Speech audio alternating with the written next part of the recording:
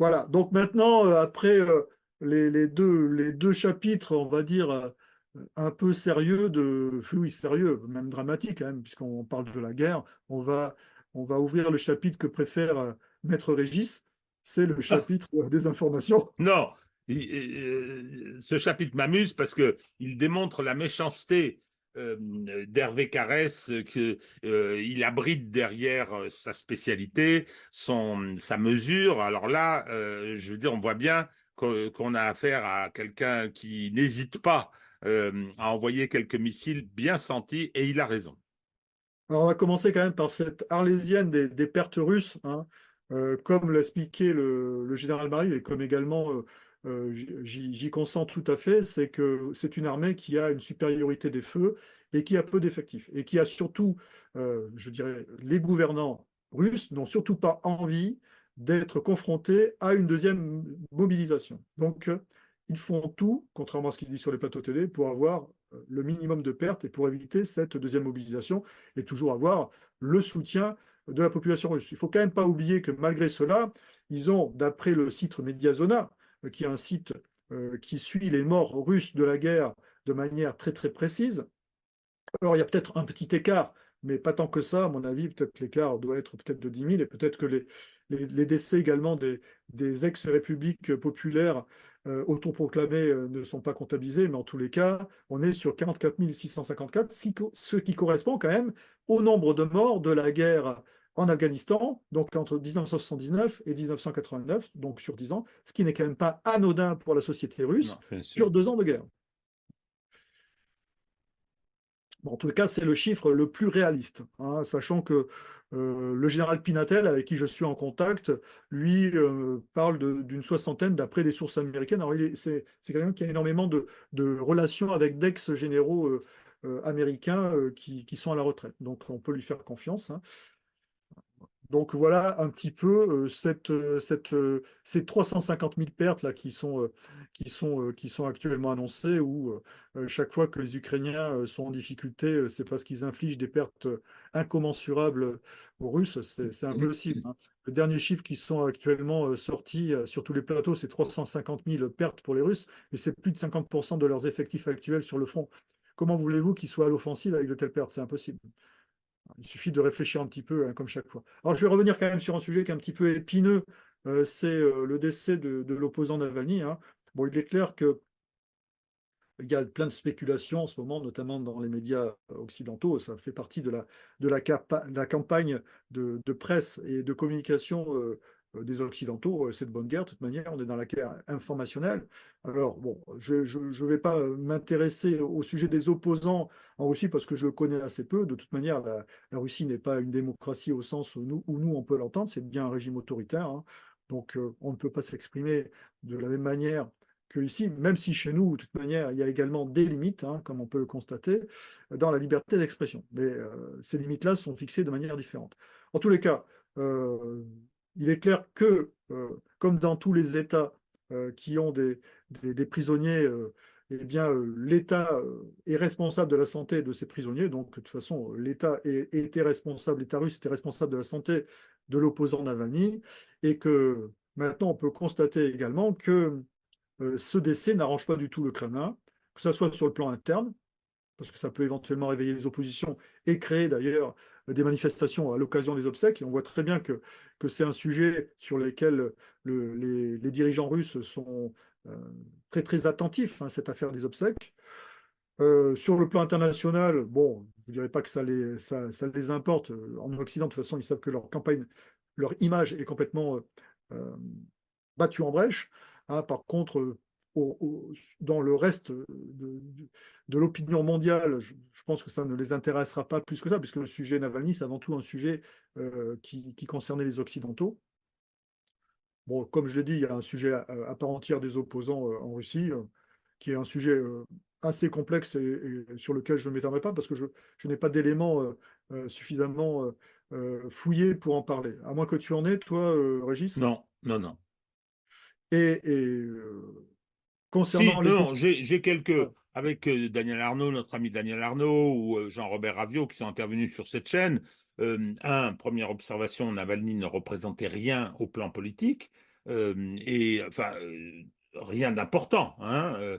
Et deuxièmement, on a une césure, comme dans d'autres pays développés, puisque la Russie est un pays développé, c'est-à-dire qu'on a des villes avec des couches moyennes supérieures qui penchent vers l'occidentalisme, au sens russe du terme, et une province qui est sur une ligne contraire, en sachant ce que nous a expliqué Jean-Robert Raviot, c'est que Poutine privilégie la Russie périphérique, pour utiliser les termes qu'on utilise en France.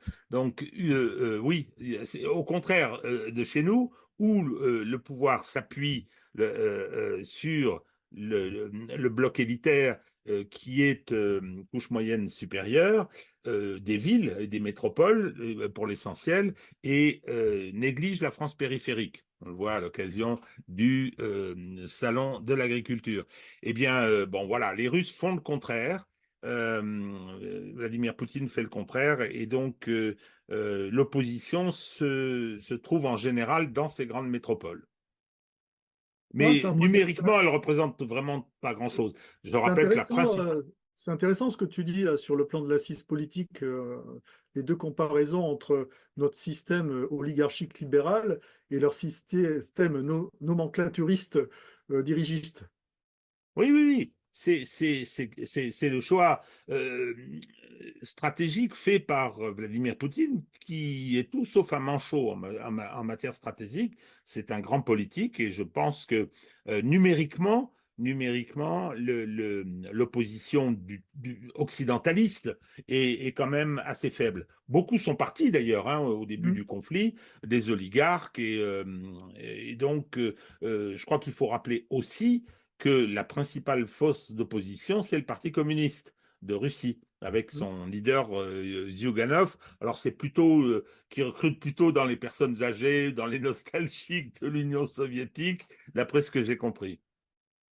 Oui, et puis rappelons que concernant les décès suspects ou posant question, quand je dis on ne va pas faire de complotisme en prison, eh bien, la Russie n'a pas l'apanage de ces décès, hein. Bon, chez nous, on a quand même eu Ivan Colonna qui est mort quand même dans des circonstances quand même qui posent question, hein, du moins sur le plan de la compétence des personnes qui géraient l'établissement dans lequel il était emprisonné.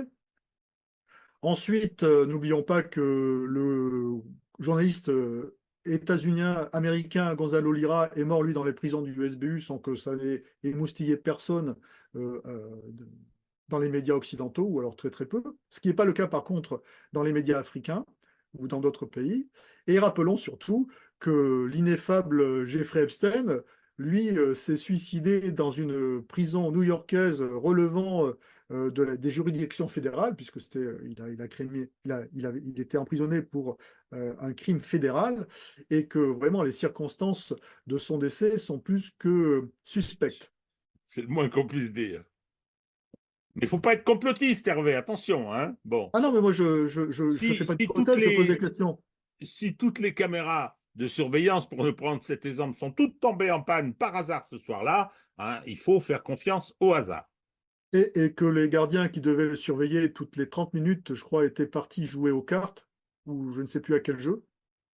Non, mais Il c'est prend un vrai, peu hein. de temps. Oui, oui, je sais bien. Bon, Non, bref. mais c'est une plaisanterie. Alors, maintenant, puisqu'on parle Ah, de Monsieur Nalvani et de son décès, alors il y a son épouse, hein, son ex-épouse, hein, puisque ça, c'est jamais mentionné, hein, qui sont divorcés depuis il me semble, 2016, hein, et elle, donc 2016, hein, elle a fait sa vie à côté. Alors moi, je m'interroge quand même sur les finances de cette dame, hein, puisque je trouve qu'elle fréquente quand même plutôt des endroits qui sont huppés, hein, même lors de ses déplacements. Donc évidemment, elle est montée au pinacle, puis ça permet, dans le cadre de la campagne de communication actuelle menée par les Occidentaux contre la Russie, et c'est une bonne guerre, on est dans la guerre informationnelle, elle est utilisée avec des passages qui sont, je dirais, grotesques, hein, par moment, hein. Sa dernière réception par le président Biden aux États-Unis, on est vraiment dans le théâtre, hein, et pas forcément dans le bon théâtre. Est-ce que cette opération de communication qui repose essentiellement sur sa personnalité va tenir? ça me paraît difficile, hein, puisqu'il y avait quand même un engagement de la part d'Alexandre Navalny sur le plan physique, sur le plan de la prise de risque, qui était quand même supérieure à celle de son épouse, sachant que son épouse, depuis qu'il est emprisonné ou mis en résidence surveillée, puisque d'abord il a été en résidence surveillée, n'a jamais daigné venir le visiter depuis, et que pour rappeler les raisons pour lesquelles il était en résidence surveillée et ensuite emprisonné, c'est parce qu'il était impliqué dans quelques malversations en relation avec son frère, notamment l'affaire euh, Yves Yves Rocher, Rocher.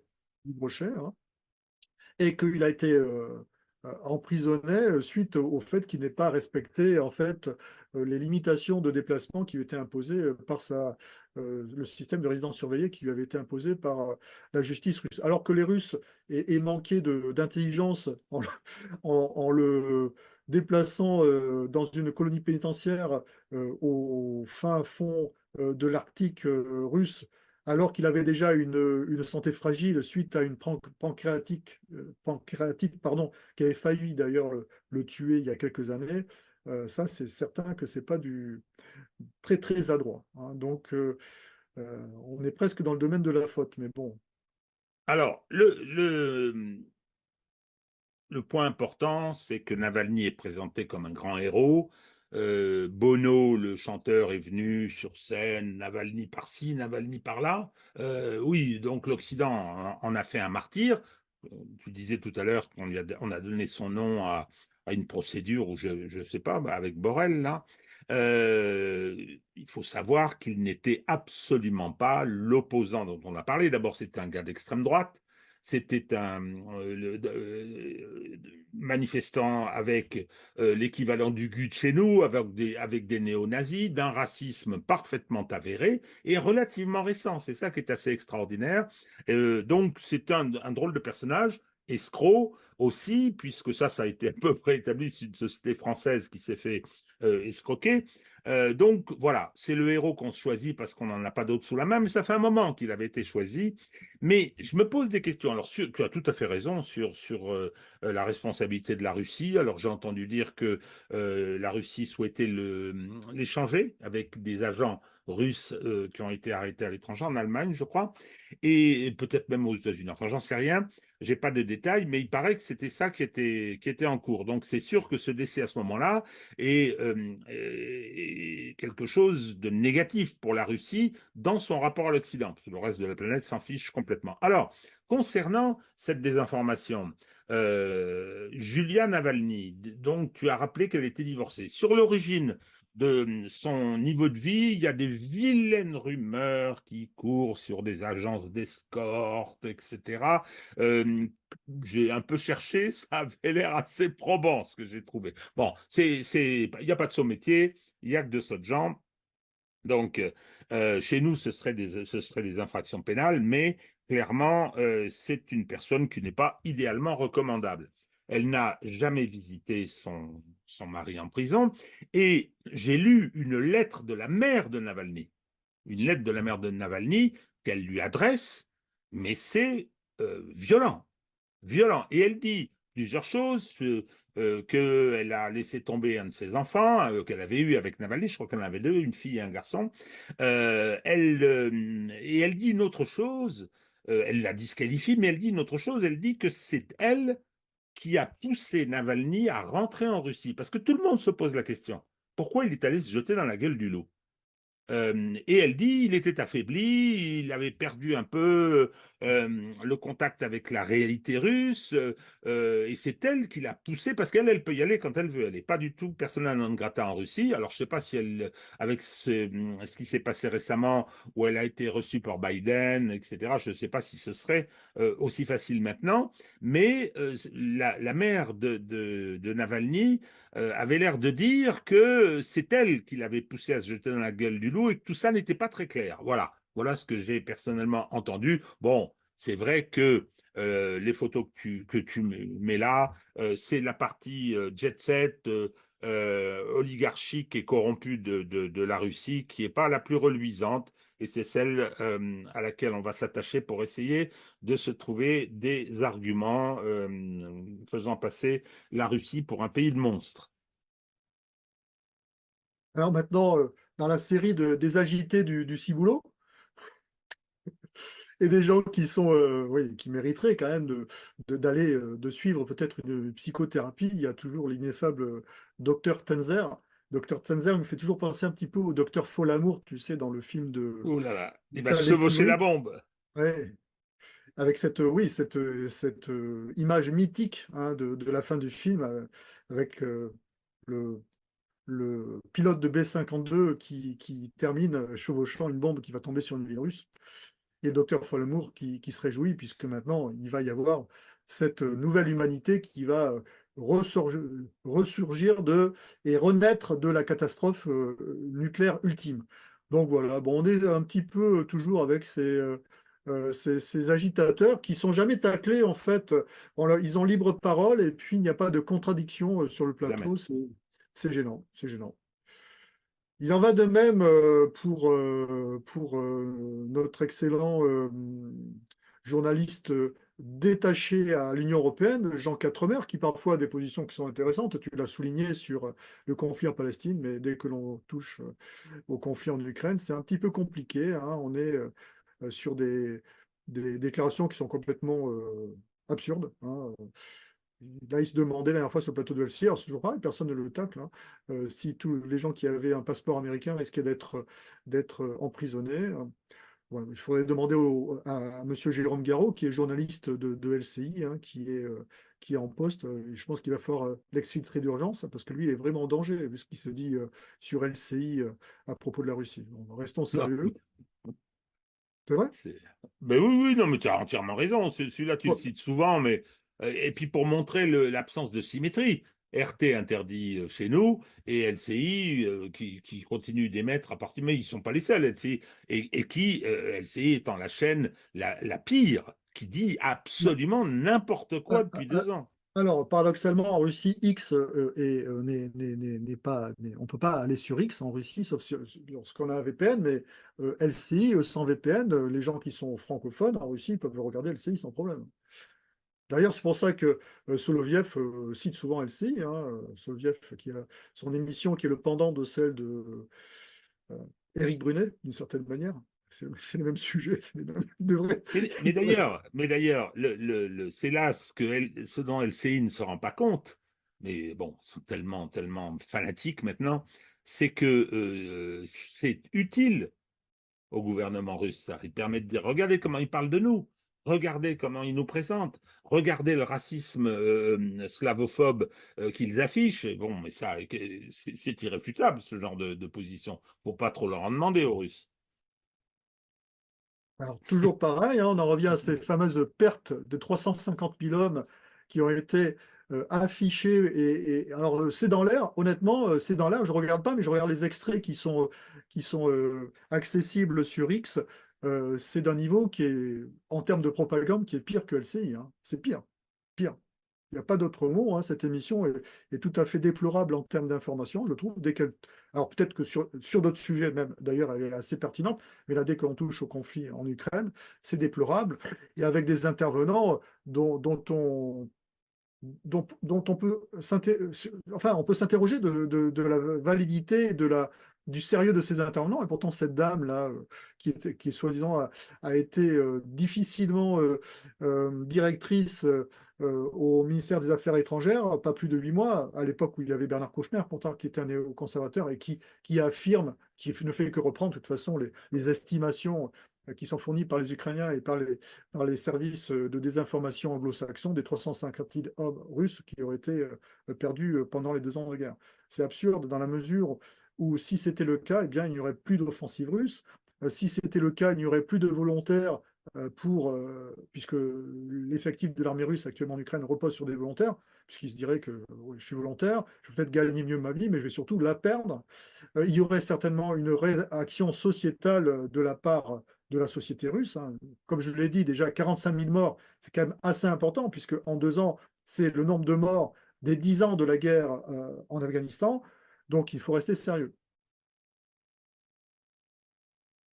Ah, maintenant, toujours pareil, on s'intéresse à la désinformation et puis à l'influence, à l'ingérence russe. Je n'ai pas dit qu'elle n'existait pas, mais que j'ai envie de dire que c'est de la roupie de Sansonnet par rapport à l'ingérence et à l'influence multi, multi-secteur et du global, dans un spectre 360 degrés que l'on subit de la part des États-Unis, et sans s'en rendre compte, hein, parfois, et souvent d'ailleurs, puisque déjà de nombreux journalistes euh, qui officient sur les grands médias, que ce soit des médias nationaux type quotidien comme Le Figaro ou alors les médias télévisuels, ont tous des accointances avec des think tanks anglo-saxons comme Laure Mandeville. Hein. Il suffit d'écouter Laure Mandeville lorsqu'elle intervient sur les plateaux pour comprendre qu'il ne s'agit pas d'analyse, mais de point de vue partisan, voire militant. Il en va de même euh, comment ça s'appelle, Isabelle Lasserre et d'autres également. Mais ce Mais n'est pas dit. Ce n'est ça pas va dit. loin, ça va loin, parce que lorsqu'on on voit, c'est pas que sur l'Ukraine, mais lorsqu'on voit par exemple le financement de Reporters sans frontières, lorsque l'on voit que deux présidents de la République successifs ont été des young leaders, c'est-à-dire ont été en partie formés par les États-Unis, ou en tout cas repérés par eux, lorsque on constate que Tanzer aussi, lui, c'est Atlantic Council, ils sont payés par les États-Unis, ils vivent de la rémunération états-unienne. Ça, c'est possible, c'est pas illégal, mais ça Mais, disqualifie leur parole, puis c'est tout. mais en fait, c'est le débat que j'avais avec un gars la dernière fois, hier soir sur X. Il me dit, bon, alors, il y a des traîtres d'un côté. C'est pas le sujet. Déjà, dire traître, c'est une absurdité. Le sujet n'est pas là. Le sujet, c'est l'influence. Parce que cette notion de traître, ça veut dire qu'on est en guerre. Donc, c'est complètement déplacé. On n'est pas en guerre contre les États-Unis et on n'est pas non plus en guerre contre la Russie, d'ailleurs. Donc, il y a des systèmes d'influence. Mais pourquoi montrer un seul système d'influence et oublier les autres systèmes d'influence? Là, on est dans la manipulation. Et notamment le système d'influence le plus opérant et le plus efficace, qui est, je le reconnais, celui des États-Unis. Mais il y a d'autres systèmes d'influence à un degré moindre qui sont également très opérants et efficaces en France. Hein. Le système d'influence chinois est très opérant. Le Beaucoup système plus que le d'influence, russe. ah oui, Beaucoup bien plus que le sûr, russe. beaucoup plus. Hein. Le système d'influence qatari, alors là, il est très très opérant en France. Et d'autres systèmes d'influence qui peuvent passer également par des communautés. Le système d'influence turc est très opérant en Allemagne, par exemple. Donc, ce sont des systèmes d'influence et il est normal que les pays utilisent des systèmes d'influence. Nous, on l'a fait pendant de nombreuses années en Afrique, à l'époque quand on était euh, un acteur stratégique qui avait du poids. Maintenant, c'est plus le cas. On est incapable d'avoir un système d'influence en Afrique, hormis leur proposer ou les réprimander sur l'application des normes LGBT que l'on voudrait appliquer ou des règles LGBT qu'on voudrait appliquer sur le sol national. C'est complètement absurde. C'est comme ça que nous-mêmes, on détruit nous-mêmes notre système d'influence. Il n'y a pas de notion de traîtrise ou pas. Alors, il y a un système de confrontation internationale entre des systèmes de puissance, entre des pays, et ils jouent sur les influences et parfois sur des ingérences.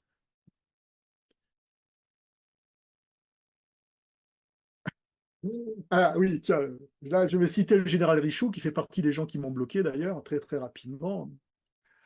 Euh, C'est il pas, m'avait c'est, bloqué. c'est pas de la camaraderie, ça, de te bloquer. Bon, ouais, bon écoute, c'est Je sais, comme ça. oui, pas de problème. Bah, je préfère, tu vois, j'ai eu une petite altercation à un moment donné avec Xavier Titelman. Après, on a échangé en message privé. Le truc s'est fait. J'avais manqué un petit peu de délicatesse. Hein.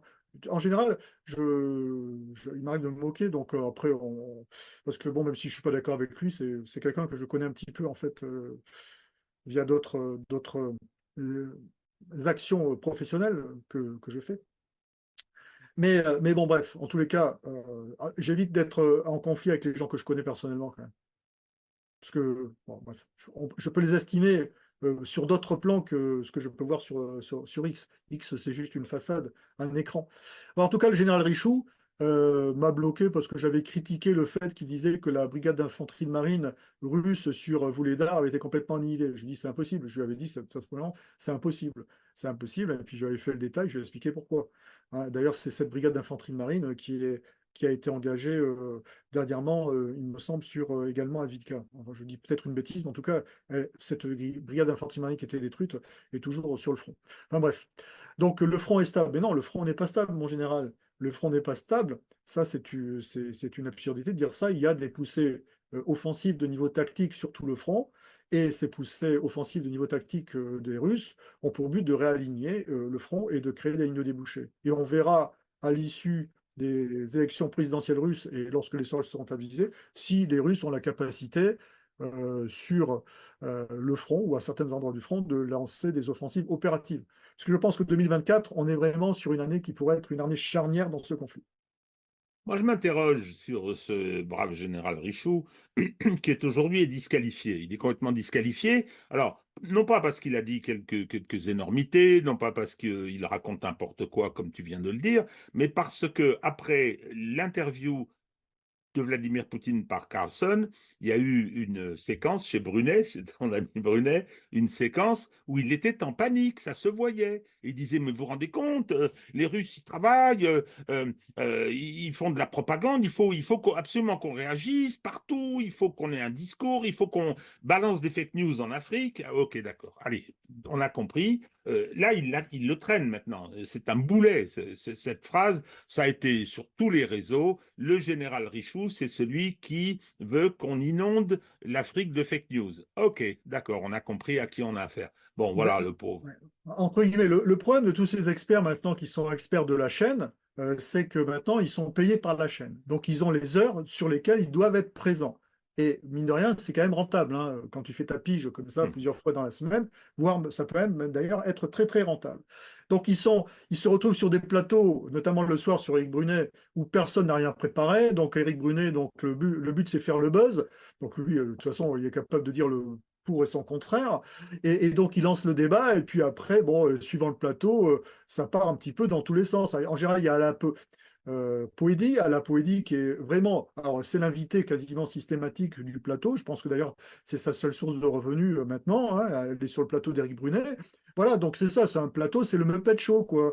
C'est le Muppet Show où ouais, c'est Cyril Hanouna sur la géopolitique un peu plus tard. C'est un peu de ce niveau-là, quoi.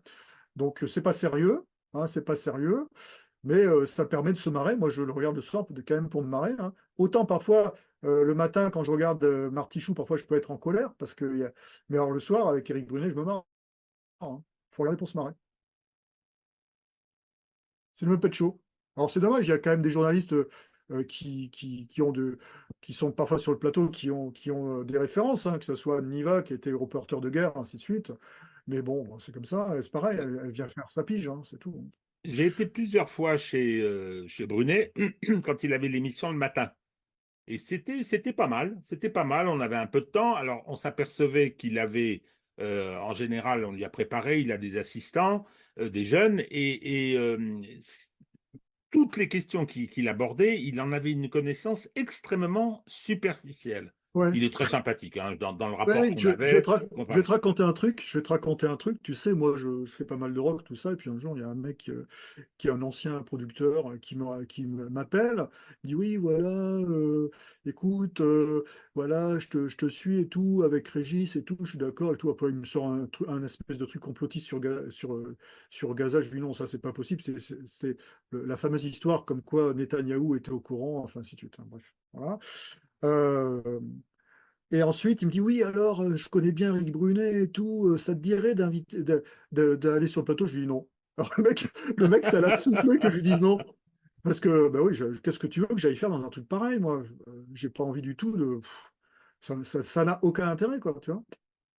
Bah, sauf quand tu touches ta pige. Limite, le soir, bon, tu vas te coucher tard, mais tu vas faire tes 400 euros ou tes 800 euros pour 400 euros l'heure. Je crois que c'est 400 euros l'heure. Tu vas sur le plateau, bon, ok, c'est bien, tu fais ça tous les soirs, tranquille, hein. C'est un mais bon ce qui revenu, est, ce hein. qui est, ce qui est marrant, c'est que c'est le système CNews qui a fini par déteindre. C'est que CNews a arrêté de faire de l'information, il fait plus que du commentaire, donc c'est Hmm. le café du commerce. On réunit sur Hmm. CNews ses caractéristiques. Ouais, Kevin, c'est clair. Kevin Ouais, ouais. Bossuet, non mais au secours. On réunit une bande de clochards de gens qui courent un peu le Ouais. cacheton, qui cachetonnent parce qu'ils n'ont plus beaucoup de sous, ils ont quitté tout leur poste précédent. Et Ah, donc, c'était le cas de François Geoffrin, là. Laurent Geoffrin, Laurent Laurent Geoffrin, Geoffrin, Laurent Laurent Geoffrin. Geoffrin, je dirais même Massescaron, c'est un peu pareil. Ouais. Et donc, hop, maintenant les autres font la même chose. Or, Brunet, c'est Café du commerce à la CNews, le même genre. On met des gens autour de la table, tu as raison, on n'a rien préparé. Alors que moi, je me rappelle quand tu faisais les émissions, j'en ai fait quelques-unes du matin avec Brunet, on préparait, c'était structuré. Hein. Et donc là, non, pas du tout, tu as raison. Hop, on met les gens autour de la table. Bon, de quoi va-t-on parler? Hein, il joue le rôle de Pascal Pro sur la chaîne d'à côté. Ça n'a aucun intérêt. Et ceux, Si, et ceux, pour se marrer? oui, à regarder, veux-tu? Oui, je veux Ouais, bien, tu peux mais te marrer. Bon, écoute, hmm, tu as toujours deux ou trois conneries qui sont quand même dites et répétées. Après, si tu apprécies le style féminin, t'as au moins un Niva, hein, qui n'est pas désagréable à regarder, à écouter. Voilà, bah, donc voilà, avant de te coucher, vous voyez les critères d'Hervé Carès et Alla Poédi qui dit n'importe quoi, mais qui est une belle femme. Hein. Donc voilà, là, là, les critères. Non, Anniva, c'est au niveau de la compétence, comment dire, elle n'est pas engagée. Elle a son opinion, me semble-t-il, hmm, sur la guerre, là, et puis, mais elle a passé professionnel et un présent professionnel ouais. qui sont de grande qualité. C'est un peu dommage de l'avoir d'ailleurs sur le plateau le soir, mais Mm. c'est toujours pareil, hein, ils vont là-bas pour cachetonner aussi, c'est normal, hein. Bon, pour en revenir à un sujet qui est celui des pertes ukrainiennes, donc sur X, il y a un compte qui est assez intéressant qui a fait le bilan de toutes les informations qui avaient fuité depuis décembre 2022. Donc c'était quand même assez, alors, qui avait fuité de la part d'organismes ukrainiens ou de responsables ukrainiens, donc qui montre bien, de toute façon, euh, plus personne ne peut le nier maintenant, et il suffit de regarder l'état des forces ukrainiennes, ce problème d'effectifs qui est euh, de plus en plus prégnant pour les forces ukrainiennes, avec cette difficulté de relève également des soldats ukrainiens sur le front. Également, concernant la désinformation, eh bien, Frédéric Aigoui, qui est un ancien de RT France, puisque tu parlais de RT France, qui avait posé une question plutôt déstabilisante à la porte-parole du gouvernement lors du dernier point de presse de l'Élysée, à l'issue du Conseil des ministres, à propos du sabotage du Nord Stream, eh bien, n'a pas vu son accréditation, c'est bizarre, pour le point de presse de cette semaine, réitéré, et donc il n'a pas pu poser sa question, la question qu'il voulait poser à propos je ne me rappelle plus quel sujet d'ailleurs, mais en tous les cas, il n'a pas pu poser sa question. Et on peut quand même s'interroger, hein, c'est toujours pareil, hein. C'est ce que je dis souvent, c'est que la liberté, c'est un peu comme aux États-Unis. C'est pour ça que souvent, je trouve que les États-Unis, quand même, c'est un système sur le plan de liberté d'expression et des libertés démocratiques qui est beaucoup plus cohérent que le nôtre, grâce déjà ne serait-ce qu'à leur système de check and balance et d'amendement. C'est cette liberté d'expression où elle existe, où elle n'existe pas. La liberté de la presse, c'est pareil, où elle existe, où elle n'existe pas.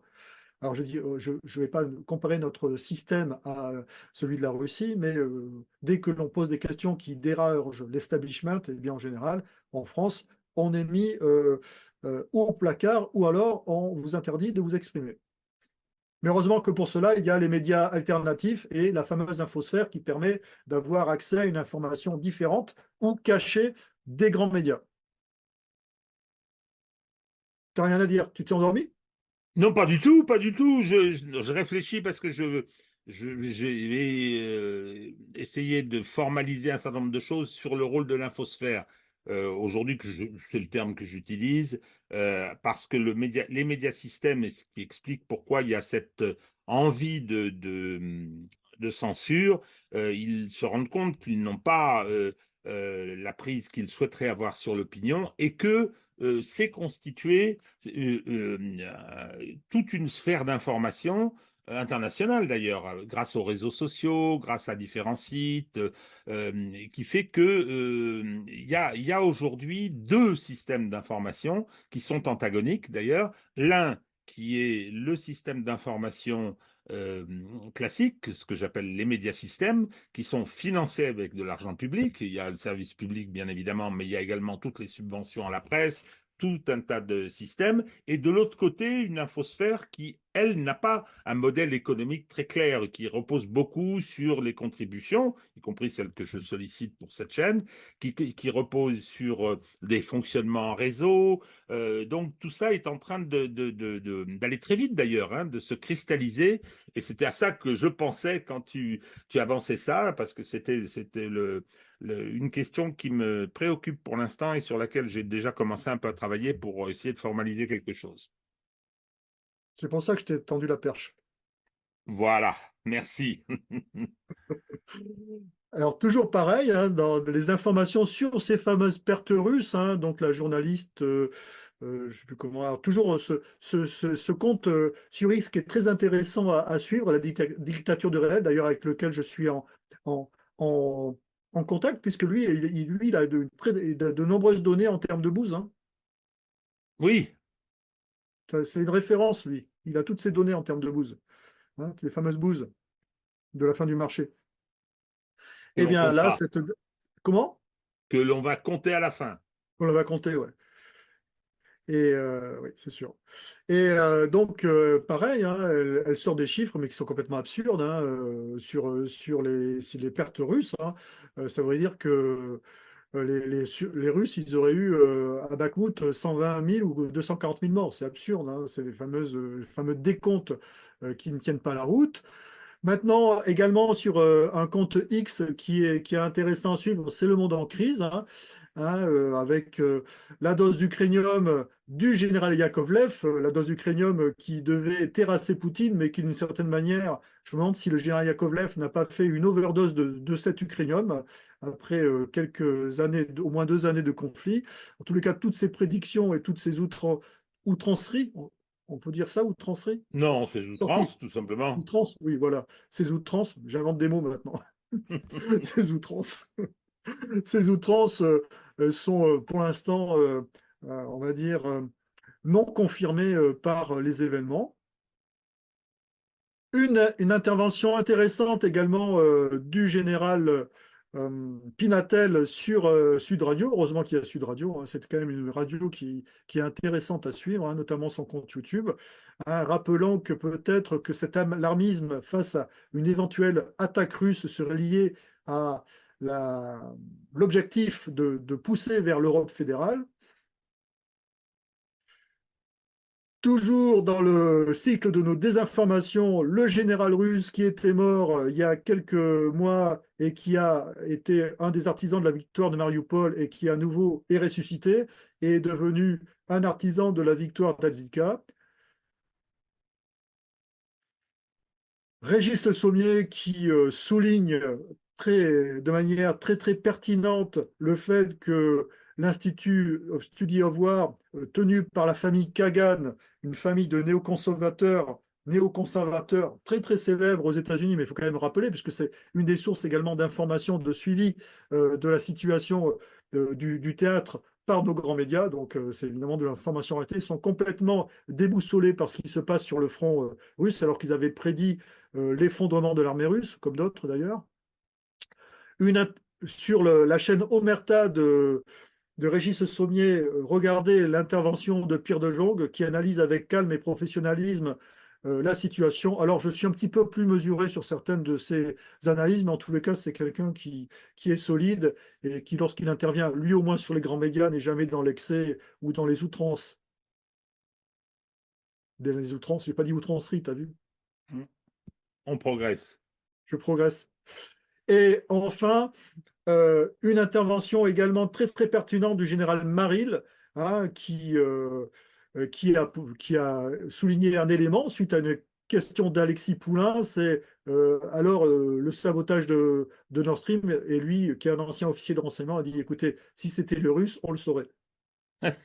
Et là, éclat de rire d'Alexis, hein, et le général lui-même souriant, c'était imparable, imparable. Ah, mais excellent. D'ailleurs, on le voyait, on l'a vu de temps en temps sur LCI. Maintenant, il n'est plus invité parce que c'est tous ces gens qui ont un discours rationnel et un petit peu déstabilisant sont invités de moins en moins. Alors, il y a encore quelques exceptions, comme le général Chauvency et le colonel Pierre de Jong, mais c'est pas la majorité, comme on dit.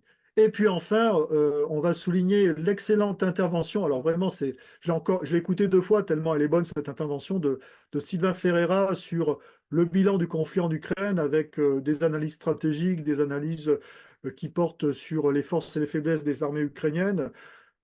C'est vraiment une très très bonne intervention. Vraiment, je conseille à tout le monde de la suivre. Je pense même que c'est une de ses meilleures interventions des derniers 6 mois.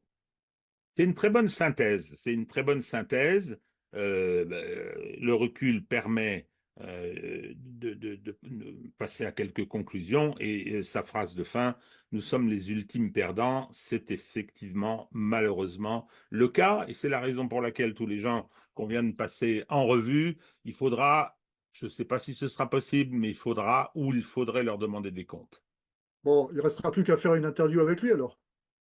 Par exemple. Mais bon, c'est lui qui a pas voulu poursuivre, hein, à mon grand regret.